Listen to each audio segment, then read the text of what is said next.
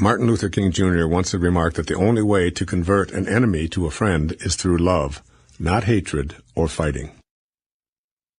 We don't conquer anything, and there's nothing to fight. Consider the results we've achieved when we tried to fight something in order to conquer it. For example, ever since war was declared on poverty, there's more of it in the world than ever. Our wars on drugs have only served to triple our prison populations and bring illegal substances to more people at younger ages. As early as junior high school, there's hardly a child who doesn't know how to acquire all manner of drugs. Our wars on crime have resulted in more criminals, more fear, more surveillance, more distrust, and more abuse by law enforcement personnel. Our war on terror has turned us into people who behave toward those we label terrorists in ways that emulate the terrorism we're supposedly desirous of eliminating. And our wars on cancer, obesity, and hunger have not eliminated those conditions either. Here's the reasoning behind what I've just elaborated. The truth of this universe is that we live in an energy system that operates on the law of attraction. That is, we become what we think about all day long. If we think about what we hate, this is an energy that we're offering to our desires. In this system, then, we'll attract more of what we think about. Consequently, more of what we hate is what we will attract. We act on our thoughts. Our thoughts of hate, violence, fighting, and war generate actions of hate, violence, fighting, and war. And lo and behold, we see the fruits of this thinking showing up even if our intentions are positively aligned with good energy or God energy. We get what we think about, whether we want it or not. Thoughts that translate into fighting and war almost always guarantee that the response is a counterforce. That is, others will respond in kind to our desire to fight and conquer. This kind of counterforce can continue for centuries, with unborn generations programmed to carry on the fight. This same understanding of how fighting weakens us and generates more imbalance in our lives is applicable to our experience with addictions. We can become addiction-free relatively quickly if we make a decision to eliminate fighting and conquering from our efforts. The thoughts and energy that replace fighting need to be in the form of non-warlike thoughts. As Emerson said so succinctly, the remedy of all blunders, the cure of blindness, the cure of crime, is love. And addictions constitute one huge blunder. I can assure you, having spent a great deal of my life immersed in such folly myself. Overcoming blunder-filled thinking. For those of you who may not be familiar with my friend Ram Dass, in the late 1960s, he helped shape the awakening consciousness of an entire generation with his bestseller, Be Here Now. One of my favorite Ram Dass stories is the one he tells about an early encounter with Neem Karoli Baba, his guru in India. Ram Dass brought some capsules with him to India that were designed to dramatically alter one's state of consciousness. Neem Karoli Baba confronted Ram Dass about these pills and asked him to give all of them to him. Ram Dass thought that he'd brought a long-term supply of this very powerful psychedelic substance, yet he watched in horror and amazement as this enlightened being swallowed all of them right before his eyes with no visible reaction. His guru then asked him if he had any more, since these obviously weren't working. After telling this story, Ram Dass concluded with one of his most sagacious observations. "If you're already in Detroit," he said, "then you don't have to take a bus to get there." Addictions of every description are vehicles that people board in order to get someplace higher, more pleasurable, more peaceful, more tuned in and turned on, and so on. But if you're already aligned with this energy, then it's obviously unnecessary to climb aboard any vehicle headed to a place where you currently reside. I've played with addictions and addictive behaviors for a large part of my life. In fact, I'd say that these various addictions have been among my greatest teachers, allowing me to see that there's a higher level of consciousness and blissful awareness available to us all. But I'm also aware that using substances of non-well-being in order to experience this separate reality is assuredly a counterfeit means of doing so. I'm essentially addiction-free, and I want you to know that I didn't get to this place by fighting my addictive nature. In fact, the more I tried to conquer addictions at various stages of my life to things such as sugar, soda pop, caffeine, nicotine, alcohol, and certain drugs, the more they'd gain a foothold on me. Force, counterforce. I'd apply my weapons, and they'd bring out their artillery, with my body as the battleground where the war was being waged. I was blundering my way into deeper addiction. Earlier, I quoted Ralph Waldo Emerson, who said, "The remedy for all blunders is love." Every single person on the planet has within them the potential to be a healer. In order to make conscious contact with your inherent healing powers, you must first make the decision to be healed yourself. Reconnect to the disease-free, loving perfection from which you came, is a succinct statement of what self-healing process requires. The universal mind of intention knows precisely what you need in order to optimize your health. What you must do is notice your thoughts and your behaviors, which are creating resistance and interfering with healing, which is the flow of intentional energy. Recognizing your resistance is something that's entirely up to you. That source is never focused on what's wrong, what's missing, or even what's sickly. True healing takes you back to the source. Anything short of this connection is just a temporary fix. When you clean up the connecting link to your source, attractor patterns of energy are drawn to you. If you don't believe that this is possible, then you've created resistance to your intention to heal and to be healed. If you believe that it is possible, but not for you, then you have more resistance. If you believe that you're being punished by the absence of health, that's also resistance. These inner thoughts about your ability to be healed play a dominant role in your physical experience. Becoming a healer by healing oneself involves another one of those imaginary somersaults into the inconceivable, where you land upright and balanced in your thoughts, face to face with your source. You realize, perhaps for the first time, that you and your source are one when you let go of the ego mind, which has convinced you that you're separate from the power of intention.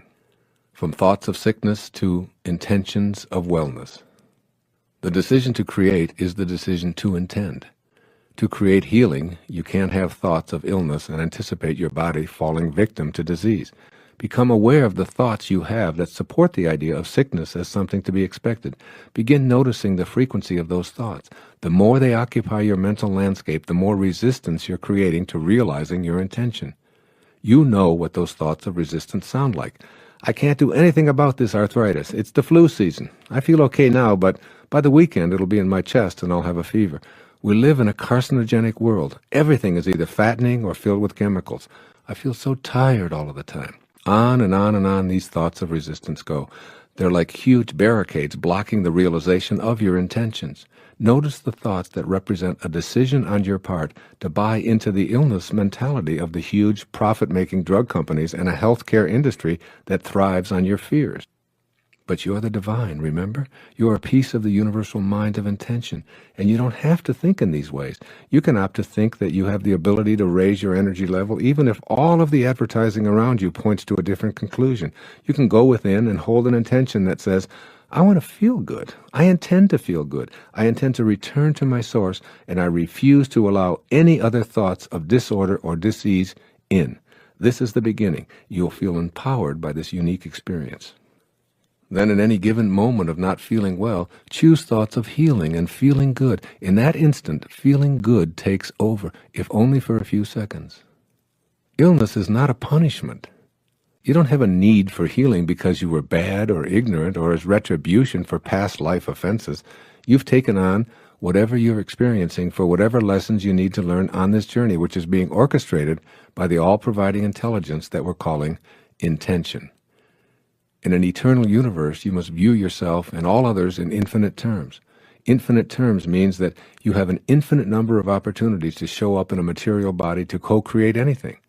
As you view the sickness of the mind and body that permeates your own life as well as the rest of humanity, try viewing it as part of the infinite nature of our world. If starvation, pestilence, or disease are a part of the perfection of the universe, then so is your intention to end these things a part of that same perfection. Now decide to stay with that intention, first in your own life, then in the lives of others.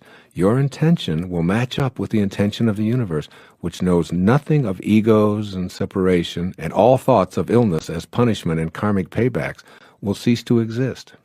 You can't heal anyone until you allow yourself to be healed. Connect to a loving, kind, receptive to healing energy, which is the field that intended you here. Be willing to accept the fact that you're a part of the healing energy of all of life. The same force that heals a cut on your hand and grows the new skin to repair it permanently is both in your hand and in the universe as well. You are it. It is you. There's no separation. Be conscious of staying in contact with this healing energy because it's impossible to separate from it except in your ego-diminished thoughts. By raising your energy to a vibrational match with the field of intention, you're strengthening your immune system and increasing the production of well-being enzymes in the brain. A change in personality from being spiteful, pessimistic, angry, sullen, and disagreeable to one of passion, optimism, kindness, joy, and understanding is often the key when witnessing miraculous acts of spontaneous recovery from what were called fatalistic prognostications. Don't ask to be healed, ask to be restored to that perfection from which you emanated.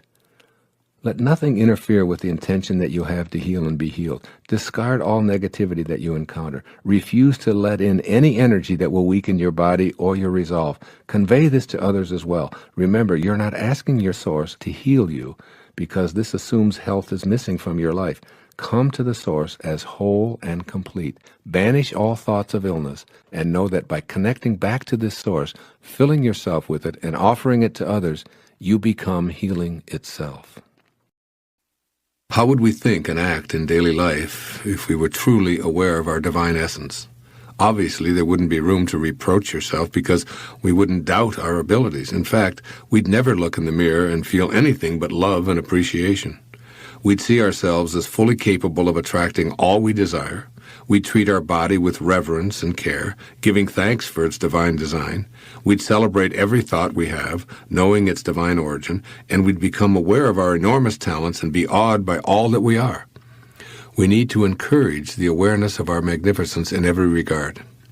When that awareness has been reawakened, the seedlings of inspiration will begin blossoming.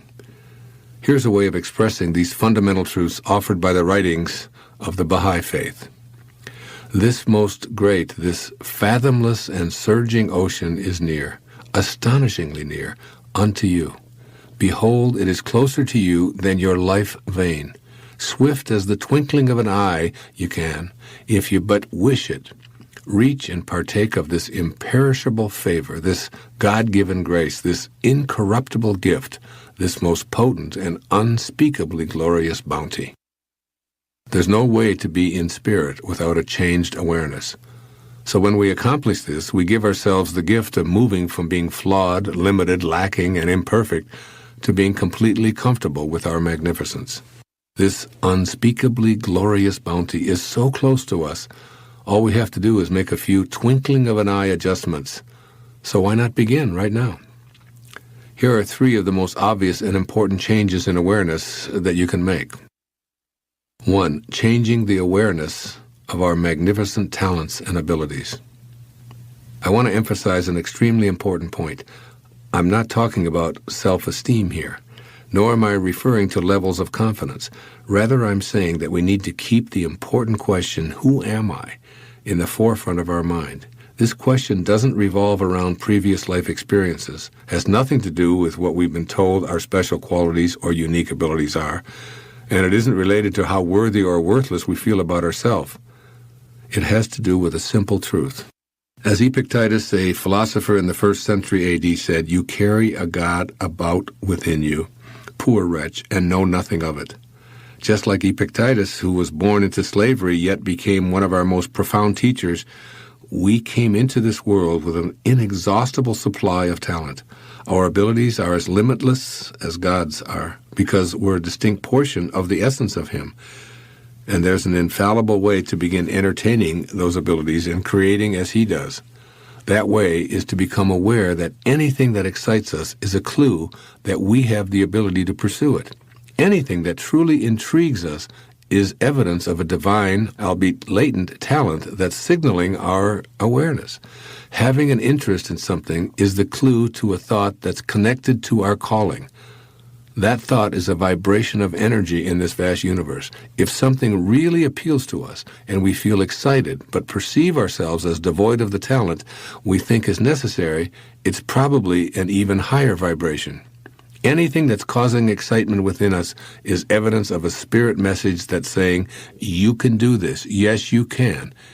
If we react to this message with anything other than, you're correct, I can do this, I have the ability to do it, then we've selected the vibration of resistance and ignored the vibration of excitement and interest that spoke to us.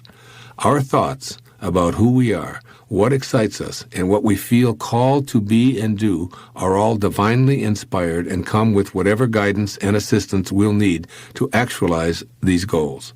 The decision at this point is, Are we willing to listen to these divine thoughts that pique our interest, or do we go on listening to the false self that's made us what Epictetus called a poor wretch? Rather than case studies of which I have only second-hand knowledge, I'm going to use some examples from my own life that illustrate listening to the false self. My background would appear to be an unlikely one for what I'm calling magnificence. Here's what it would look like on paper.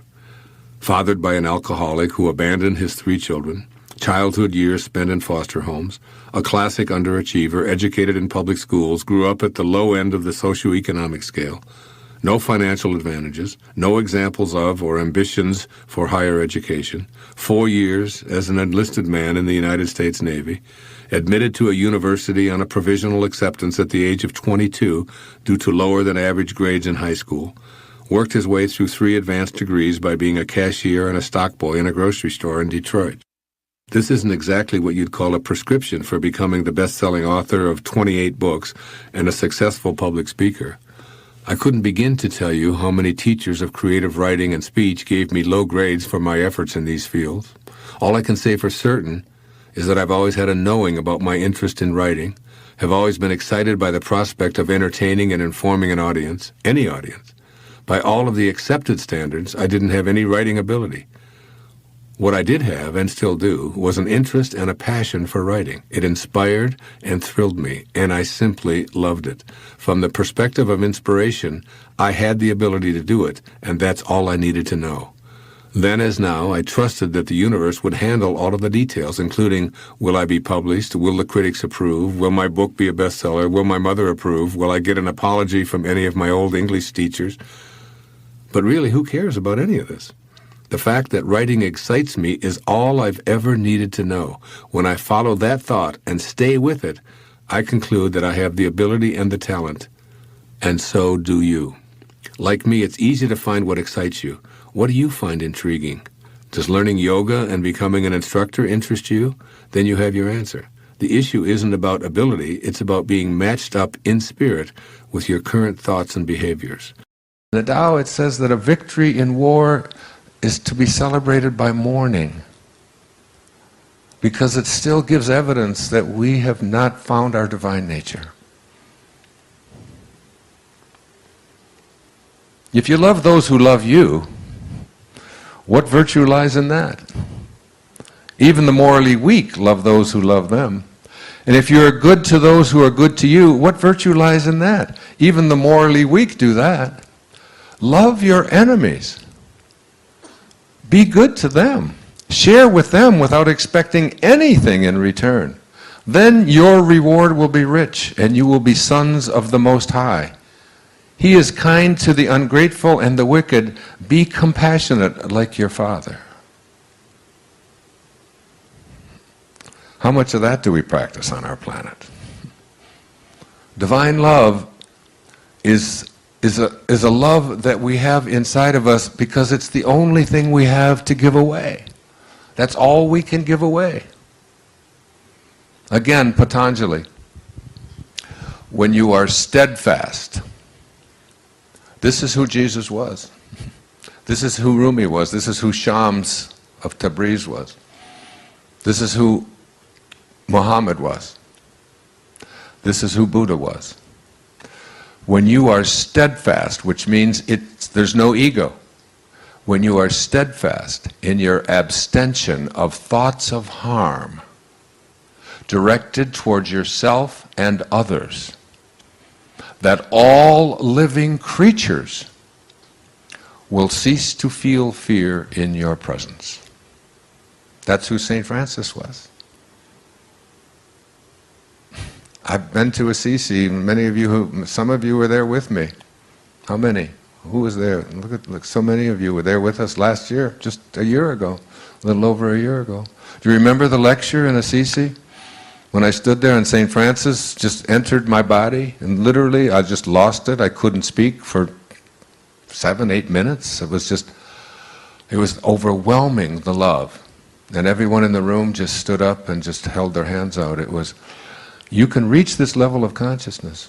There's a great Indian poet. His name was Tagore, Rabindranath Tagore.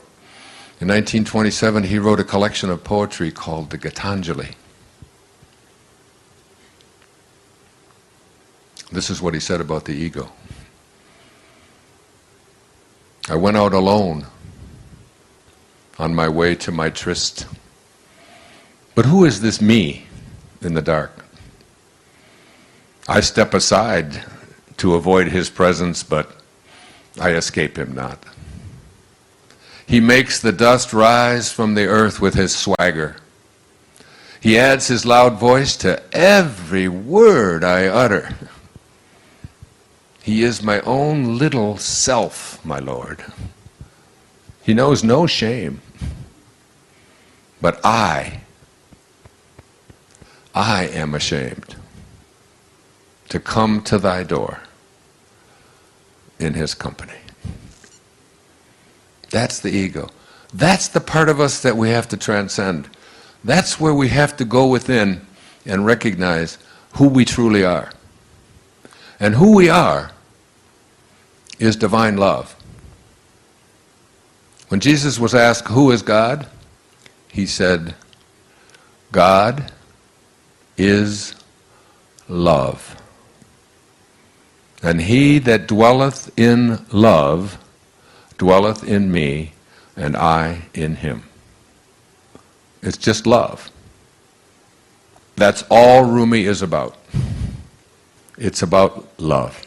It's about love for the beloved, love for the divine, love for that place within us that is our excitement. It is our God. It's what God is. Whatever excites you is the part of you that is saying, this is my Dharma, this is what I'm here for. And you know what it's always about? It's always about serving. The miser who loves his gold gets no love from the gold. There's no love in gold. The reason the miser is so exquisitely happy with his gold is because of the outpouring of love that he has for it. That's what he feels. When you feel so good about your Mercedes, or you feel so good about this ship, or you feel so good about your great paintings, as I read to you at the beginning of today, the Chinese versus the Byzantines. When you feel so great about these great accomplishments and all that you have, and all that you own, and all that you've defeated, and all the wins that you've had, it's nothing to do with any of that stuff external to you. It's the outpouring of love that you are giving to it.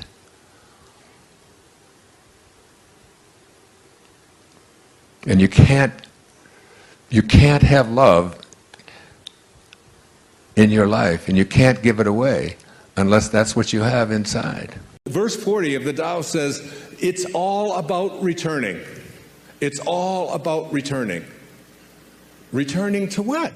Returning to the place from which you originated. The first 9 months of your life, you lived inside of your mother's womb in water. And during those whole 9 months, nobody could get in there and mess around with you. Nobody could get in there and get you to worry about anything. You didn't have sonograms that you'd look at and say, my God, I don't have a nose yet. What the hell's going on? I sure hope I get a nose. And you got into nose therapy and you worry about it. What if it doesn't happen? You don't do that. And all of a sudden, perfectly, it all unfolds in exactly the way it's going to unfold, independent of your opinion about it. You're not doing anything. Nothing is left undone. You're being done. You're being completed. And you were totally, completely at peace with it. You were surrendered to it. You allowed it. It wasn't a struggle. It wasn't. And then you popped out of there. And then you said, thank you, God. Thank you, Tao. Thank you, Source. We'll take over from here. And that was the biggest mistake. All of a sudden, you took over. And you edged God out. E-G-O. You edged God out. And you took on an ego, didn't you? And what is an ego? It's just an idea. Just an idea about who you are. Instead of being a piece of God, a piece of the source, you decided, and those around you decided, that you were something different. And if you studied quantum physics, and you took the tiny little particle that began you, and you tried to find out where it came from and reduced it down to its tiniest subatomic properties, ultimately you would discover what Lao Tzu knew. That it's the spirit that gives life. That you didn't come from a particle. That particles do not create particles. Particles do not come from particles. Originally, all particles come from an energy. A field of energy that has no beginnings and no ends and no boundaries. And that's who you are. And returning back to that, and letting go of the idea that who you are is what you have, and who you are is who you control. I don't think there's any more all-pervasive theme in the Tao Te Ching than the idea of being a non-interferer. Do you, Stephen? I mean, isn't it? It's about not interfering, isn't it? It's about letting go. It's about allowing. It's about detaching. And I watch, and I've become much more of an observer, even on airplanes. I was in London 5 days ago. And I don't know if you've flown in and out of Heathrow lately, but things have really changed. You know, we couldn't take anything on the plane. The terrorists, whoever they are selling fear, and we respond with more fear. Every time you use force, you create a counterforce, and then another counterforce, and before you know, and the Tao teaches us all. I mean, one of the great lessons in the Tao is that any country that has its primary resources and its energy placed on building weapons is not of the Tao. And those countries that have their consciousness located in the Tao put their energy into tractors and building homes and growing food, not building weapons. I saw a movie not too long ago with Nicolas Cage about warlords or something, the Lords of War, I think it was something like that. One of those alarming things about how much energy we are in the world creating, energy to destroy ourselves. That we have literally created from our consciousness enough weaponry on this planet to eliminate all life within just a few moments. It's all there. It's all there for us. We've allowed ourselves to move so far away from the great teachings of the great spiritual masters. And we believe that we're a Christian nation or that we're a spiritual nation when we find ourselves having moved away from these simple principles and then getting upset with other people because we can have these kind of weapons, but they can't. And we don't look hard enough at ourselves and all the ways that we have deflected ourselves from the greatest teachings of all of the great spiritual masters. That those who understand the way understand that we show up here from a invisible source, and our whole objective in being here is to return to it. It's a return trip. And constantly I call this the state of God realization. That it's within each and every one of us, if we decide that we're going to make this return trip and live a God-realized life. This idea of a God or a source or a spirit or an intelligence that is not something that is external to you, but that in fact is you, is the source of all of us. In the Tao, they call this the world of the 10,000 things. And the 10,000 things is just the ultimate number to represent everything that is in the material world, so that everything that originates in the world of source, in the world of non-being, all being comes from that place.